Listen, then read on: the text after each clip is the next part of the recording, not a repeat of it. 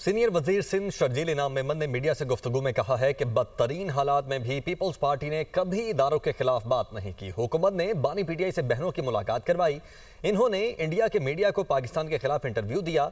इस शख्स ने झूठ बोल बोल कर अपना बयानिया बेचा।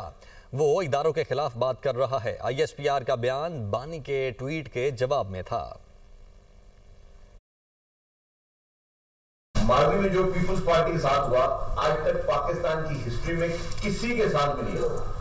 सारी पॉलिटिकल पार्टी जितने भी नाम ले लें, वाहिद पॉलिटिकल पार्टी थी पीपुल्स पार्टी जिसकी पूरी लीडरशिप शहीद हो गई। उसके बावजूद कभी आपने सुना कि पीपुल्स पार्टी की तरफ से कोई ऐसा काम किया गया हो कि कभी इदारों को इस तरह निशाना बनाया गया हो?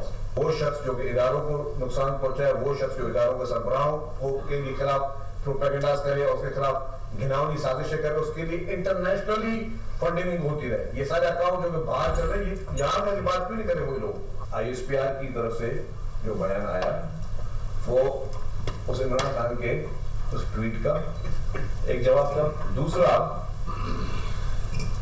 कि PTI के लीडरान और इमरान खान के फैमिली वाले वो भारतीय मीडिया को जाके आप इंटरव्यू दे रहे हैं और भारतीय मीडिया को उस इंटरव्यू में आप अपने मुल्क को कंट्रोवर्शियल कर रहे हैं, आप अपने मुल्क के इदारों को कंट्रोवर्शियल कर रहे हैं। किस तरह झूठ बोल बोल कर उसने बयान बेचे अपने मुल्क के खिलाफ।